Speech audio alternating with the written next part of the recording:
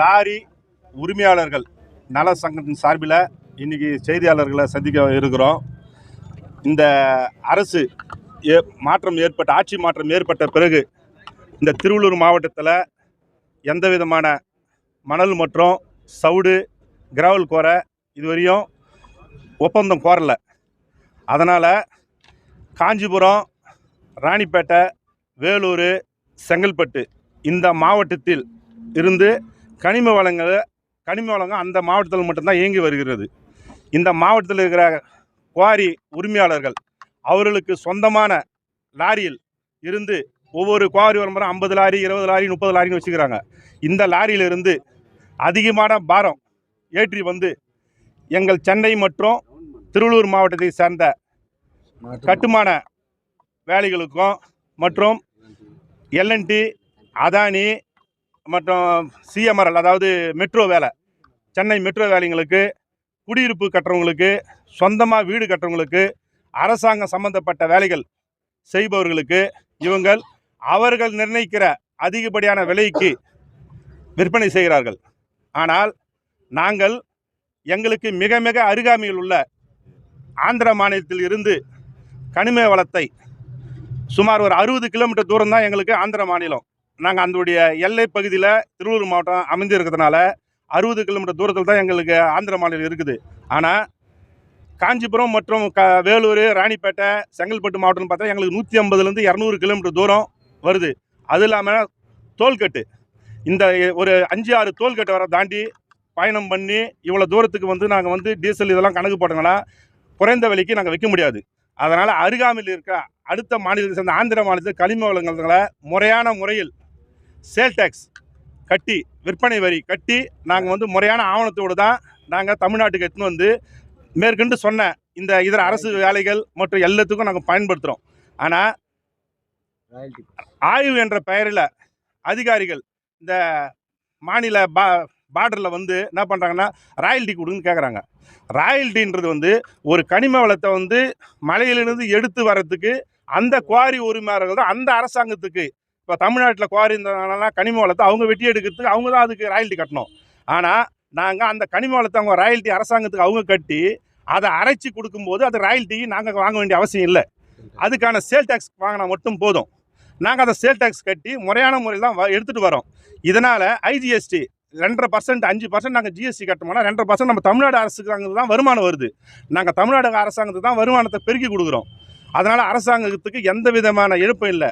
ஆனால் யாரோ ஒரு சில பேர், சில லாரி உரிமையாளர், குவாரி உரிமையாளர் தூண்டுதலின் பேரில் அரசு அதிகாரிகள் வந்து ஆய்வு என்ற பெயரில் இந்த ஆந்திர மாநில எல்லையை ஒட்டியுள்ள பார்டரில் வந்து ஆய்வு என்ற பேரில் எங்கள் வாழ்வாதாரத்தை ரொம்ப கெடுத்து இன்றைக்கி ரொம்ப பாதிக்கப்படுறோம். நாங்கள் சுமார் 300க்கும் மேற்பட்ட லாரி உரிமையாளர்கள் இந்த சங்கத்தில் இருக்கிறோம்.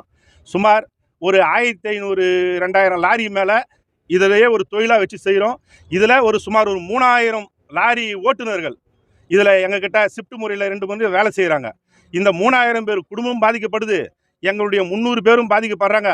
இதே சார்ந்து இருக்கிற கட்டுமான தொழிலாளர்கள் சுமார் 1 லட்சம் பேர் மேலே இந்த சென்னை மற்றும் புறநகர், திருவள்ளூர் மாவட்டம் மற்றும் நார்த் மேட்டர் வட சென்னையில் நடக்கிற அனைத்து வேலைகளும் இதனால் பாதிக்கப்படுது.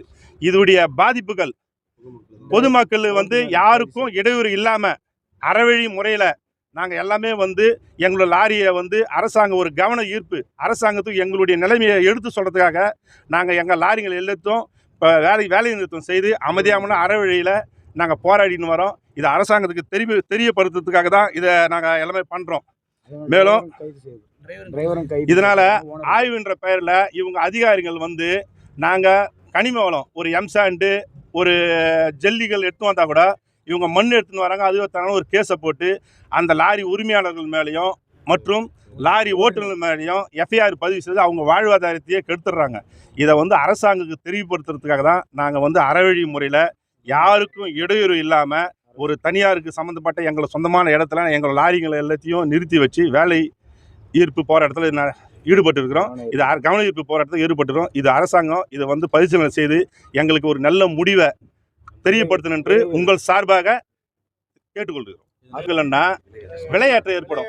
இப்போ ஒரு வீடு கட்டுறாங்க, ஒரு எம்சாண்டு ஒரு டன்னு 1000 ரூபாய்க்கு கொடுக்குறாங்கன்னா இவங்க ராயல்ட்டி கொடுங்க, அதை கொடுங்க, இது கொடுங்க, பாரம் அதிக பாரம் ஏற்றி கூட அதை வரேன்னு சொன்னால் 1000 ரூபாய்க்கு கொடுக்குற ஒரு கட்டுமான பொருள் 1500லேருந்து 2000 ரூபாய் வரையும் போகும்.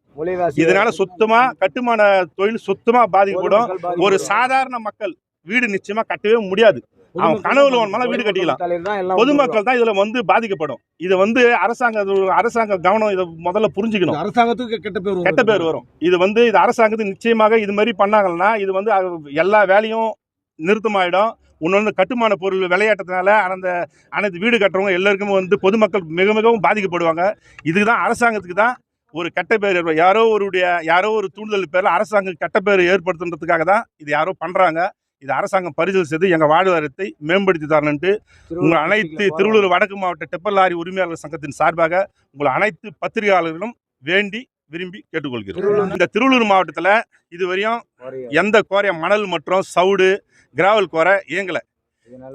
இதனால தான் நாங்கள் ஆந்திராவிலேருந்து இயங்குற அந்த குறையிலேருந்து தான் நாங்கள் வந்து எடுத்துகிட்டு வந்து இங்கே வீடு கட்டுறவங்களுக்கான ஃபில்லிங், அதாவது வீடு கட்டினாங்களோ அதுக்கு நம்ம நிரப்புறதுக்காக அந்த மாதிரி சவுடு இதெல்லாம் எடுத்துகிட்டு வரோம். அதையும் தட்டா இவங்க வீடு கட்டுறோம், இவங்களும் கோர விட மாட்டாங்க. அண்டை மாநிலத்திலேருந்து முறையான அனுமதி பெற்று நாங்கள் எடுத்துன்னு வந்தாலும் பிடிக்கிறாங்க. அப்போ எப்படி தான் வீடு கட்டுறோம், எப்படி தான் வீடு கட்டுவோம்? இப்போ லாரி தொழில் வந்து நாங்கள் எப்படி தான் நாங்கள் செய்ய முடியும்? எங்கள் தொழில் எப்படி தான் நாங்கள் நடத்துறது?